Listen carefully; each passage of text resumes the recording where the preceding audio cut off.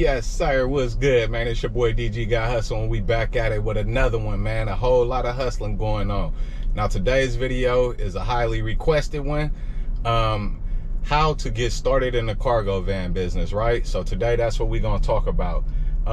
There's two ways to get in, right?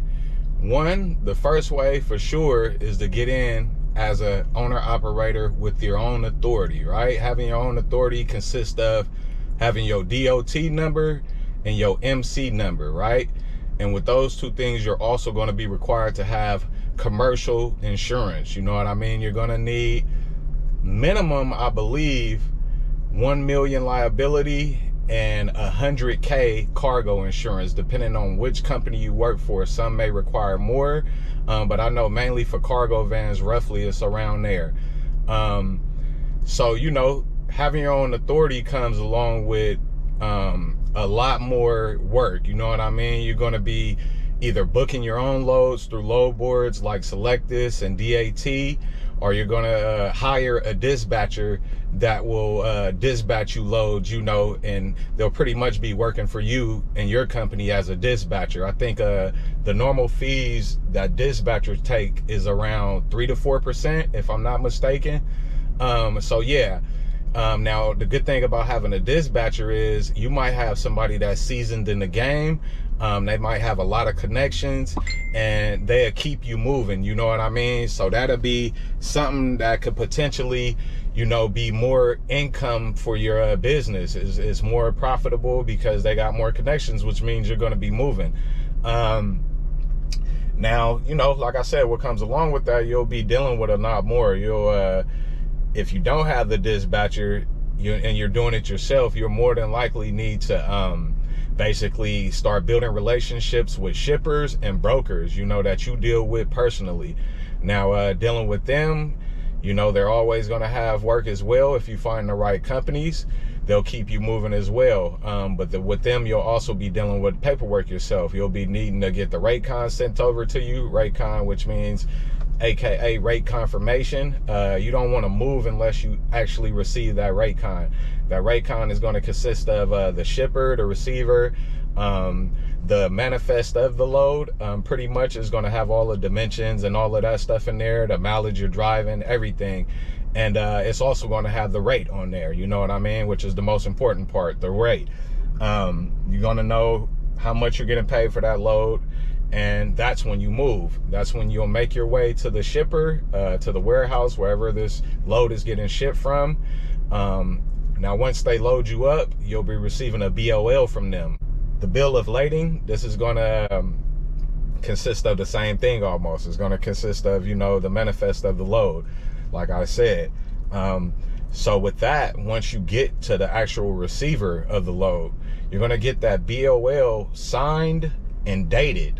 And then most times you might want to have them print their name out legible, so that way you know it's clear in the picture once that BOL gets sent back over to the broker. That's the only way you're going to get paid. Once the broker receives that BOL signed, dated, then that will, you know, then move forward of you actually getting paid. So factoring, you'll also need a factoring company. Factoring is kind of like a bank to me. You know what I mean? It seems like they're a bank. They'll give you the money you just received from a company that's not really going to pay you probably from anywhere to 30 days later. You know, heard from 10 days, 15 days, 30 days that these companies might tell you, hey, you got to wait to get paid to get this money. You know what I mean? So that's where a factoring company comes in, like a bank, and they'll go, well, hey, we'll give you the money now if this company is a good company with a good credit score that, you know, is known for actually paying out. We'll deal with them. We'll give you the money now at a small percent. I haven't dealt with a factoring company myself personally, but I want to say it's around 1%, if I'm not mistaken. Somebody in the comments, let me know if I'm wrong. But yeah, so you'll need factoring, and you'll most definitely, you'll have to deal with a little bit more for sure. You know what I mean? You're booking your loads and all of that stuff. You're going to deal with a little bit more for sure. Now, the second way to get into this game is actually starting off as a carrier under a company. Okay. Now, I'm kind of, it's two ways I'm figuring this out. on this step as far as going under a company as a carrier. So I found a good couple on Facebook groups. Man, this dude is dope. I actually mentioned him in my first OTR video and said he kind of had me messed up, but this dude has really redeemed himself, man. I'm not gonna lie. So going under a company as a carrier, right? I'm going under their insurance. They dispatch me and I'm using their factoring, right? So normally this percentage that they take from each load is around 15%. That's the normal rate, you know what I mean? At a company that you're going under, if you're doing it in that way, that's about the average rate they should be taking from you, 15%. And that's pretty much like I just said, you're using their insurance. So whenever you have a load in the back of your van, it's covered by their insurance. You wouldn't have been able to get the load if they didn't have insurance. So the load is covered under their insurance. You're using their factoring. So with me, after I drop off a load, I send them the BOL back, signed and dated like I stated. And 48 hours, they'll send me my money through my business Venmo. So you're using their factoring, their insurance, and they're also dispatching you. So, you know, that comes in a part of that 15% too, because they're the one getting you loads. They're keeping you moving. You know, that's part of the 15%. They're going to need that cut, that 15% cut, because they're doing these 3 things for you. So you're not dealing with a lot of stuff behind the scene. You know what I mean? All you're doing is waiting on your rate confirmation from your dispatcher. Like I said, you're not moving until you receive that. Once you get to the shipper, warehouse, whatever you're doing, like I said, same thing like the first option, same thing like the first step. You'll get loaded, they'll give you a BOL, you're going to take a picture of that, send it over to your dispatcher. Same thing when you get to the receiver, they're going to sign and date this BOL. Same thing, you're going to ship this back to your dispatcher. He's going to email that over to the broker, and that's how they'll get paid. And that's how so they'll get paid for the load from the broker, because you're under their company. They'll then take their 15% for that load and send you the remainder.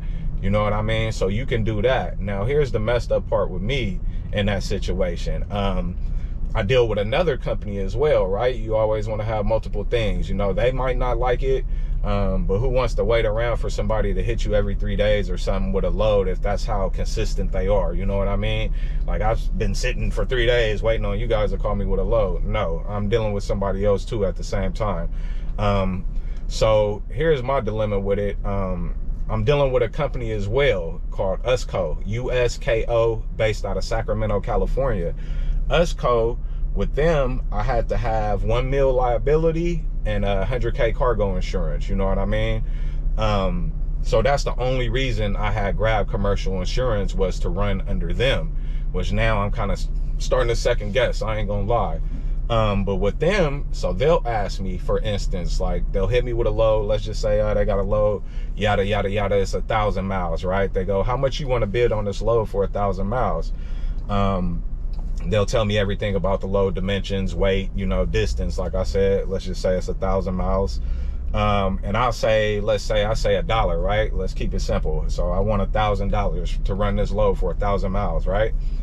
And they go, okay, all right. But then they put something on top of that $1. And I try to ask one of the dudes one time, I was like, man, what are you guys bidding on top of me? And he was just like, oh, it depends on how much it's for or whatever, right?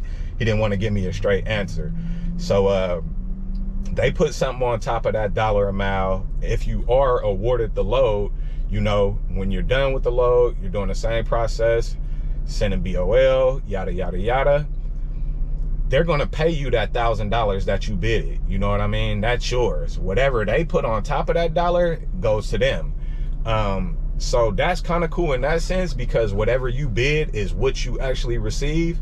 Instead of, like I said, with my Facebook group dispatcher, you know, he'll bid something. We kind of really won't even talk about it. He'll bid, but he does pretty good. You know what I mean? Dollar cost per mile wise, he bids pretty cool.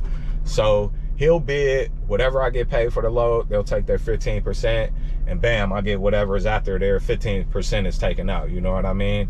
But with this company, USCO, USKO, based out of Sacramento, California, like I said, their link will be in the description below if you guys want to go ahead and check them out, sign up for them or something, probably see if they can get you rolling.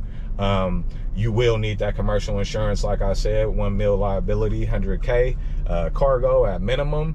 But yeah, man, I kind of like theirs because, you know, like I said, they give you the option to kind of bid. But one thing is, I don't always get loads with them though. So like I said, I may be bidding my dollar. Who knows if they're trying to throw 50 cents on top of the load, right?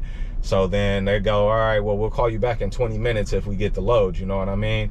And most times they don't even hit me back. So it's like, I gotta for surely bid lower, because whatever they're throwing on top of my bid, it still won't be a super high bid. So that way, at least we'll get the load, you know what I mean? But that's the only thing I kind of don't like about them. But yeah, man, it's two main ways. Like I said, you come in the game with your own authority, MC a DOT, or you really kind of test the waters, man, and see if this lifestyle is for you and run under a company as a carrier, you know what I mean? See if you want to do OTR, you know what I mean? See if regional works for you. See if they could get you local loads, you know what I mean? Sometimes my dude from the Facebook group chat, man, I wish I could share him right now at this point, but I can't, because he really kind of tied. He got his hands tied with a few drivers. So, you know, he let me know right now I'll probably be the last one he'll be dealing with, which I was blessed to go ahead and get under him. He has a lot of connections in this game. He's been doing it for a while. I told him, man, you sending me to Florida, right? I said, man, it's kind of hard to get out of Florida. He said, bro, stop listening to people, man. He said, I'm a different kind of beast, bro. And I can kind of tell he is, man. You know, sometimes the loads may not be paying top dollar, you know what I mean? But some people expect that they should be getting paid. But man, he does pretty good, you know what I mean? And he keeps my wheels turning. He keeps my bank account, you know, growing. A lot of people say, you know, oh, most people just driving for gas and blah, blah, blah, bro. Everybody is different. Once again, man, everybody's overhead is different. Everybody's, man, business setup is different, bro. You can't compare your business to the next person's business, vice versa. You know what I mean? Nobody's business expenses for the month is the same. Everybody's going to be different. So what this cat'll move for, you might not move for, but that'll get him to where he needs to go, you know what I mean, and put a few bucks in his pocket. And also, you know what I mean, sometimes you may be in a dry area, so you may have to take a low paying load to get you somewhere where it's cracking at, you know what I mean, which is understandable. If I'm taking a load for $400, $500, $600 and it's going, you know, whatever, a few hundred miles, you know what I mean, 300 miles, whatever, 350, and you know, I spend about, let's just say it's 500 bucks. Let's say I spend damn near 250, you know, out that 5. So I'm only banking 250, you know what I mean, profit. But you know, you still got to worry about taxes and your overhead. And 250 went to gas. So I see you really like, oh man, after taxes and overhead and stuff and gas, I'm only left with like damn near 160 bucks or something, right? But now you're in a cracking spot though. So you done took care of your gas, you got your little taxes or whatever out the way. Yeah, you got that 160, 100 and whatever bucks, but now you're in a cracking area. So now you're able to get a load going somewhere, hey, maybe even further, that's paying a lot more, you know what I mean? But if you would have just sat there in that spot, like, oh no, I'm not moving for that. Are you trying to give me 70 cents, 80 cents per mile? Like, nah, I need more than that. My business costs more than that to run, like I said, which may be understandable. But for you to get out of that spot and possibly get somewhere where it's more cracking at, man, you gonna sometimes want to go ahead and and drop your pride and your business pride sometimes, man. And I'm not saying just all the time that's what you have to do, but sometimes, man, you got to bust a move to bust another move, you know what I mean? So yeah, man, you know, no ELD is required, no electronic logging device. You're under 10,000 pounds. Most cargo vans, you know, that are Class C, non-commercial, really, you know, that doesn't require a commercial license, a CDL, they're under 10,000 pounds. My equipment weighs 5,200, you know what I mean? So that means I really can fit payload weight up to, you know, almost 4,000, which I would not do. I wouldn't require to put that much weight on your van, you know what I mean? You don't want to beat your equipment up. So my max, what I found out, the heaviest load I took so far was 2,700, and I didn't like the way that felt, man. It had me kind of like dragging lightweight. Whenever I would turn corners or go in driveways to get in gas stations, like you could just hear a lot going on within the suspension of the van, you know what I mean? And I was like, nah, man, it's too much going on, too many noises being made and stuff. But yeah, man, so my minimum now that I want to take is, I say probably max 2,200, man. I really don't want to put nothing over 2,200 in here. I got myself in here, I got my clothes, my bags, sometimes I got juices, waters, you know, so it's a little extra weight that's in here as well. So I don't want to, you know, have too much weight. But we are looking to make some money as well. So sometimes we get, my bad, y'all. It's so hot out here in Florida, man. My camera ended up overheating. The windshield was just crazy, man. This Florida weather is different for sure. But like I was saying, back to the weight, you want to make sure at the end of the day, man, you get comfortable with whatever weight that you're carrying and your equipment, and make sure you ain't destroying your equipment because you need it to continue to make money. All right. Yeah, man. So for the most part, you know, I dropped the knowledge on pretty much the 2 ways to get into the business, you know what I mean? And what's required of those 2 ways. So it's up to you to figure out what works best for you. At the end of the day, you know, it's about you. It's not about nobody else and what works good for somebody else. So do what works for you. So we gonna go ahead and get ready to wrap this video up, y'all. I hope this most definitely helped you out and gave you a better understanding about how to enter the cargo van game. Yeah, so when you step in, man, you will have a little bit more knowledge, you know, about which ways to go and what's required of each way, for sure. USCO, if you want to check them out, they are in the description below. Like I said, click that link, check them out, see if you want to sign up with them or not.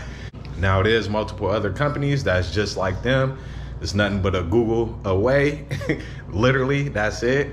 Also, if you guys are into stocks, or you want to learn about stocks, or you just want to get into stocks, most definitely check that link out below as well. My Webull link. All you need to do is sign up, link your bank account to Webull, and deposit a penny in. If you deposit that penny, you will receive free stocks. I will receive free stock as well, you know what I mean, for you using my link. Keep it solid with y'all so we both win, you know what I mean? So that link also for Webull will be in the description below. It's your boy DG Got Hustle, man. And it's a whole lot of hustling going on for sure. Peace out, y'all. Let's get it, let's go.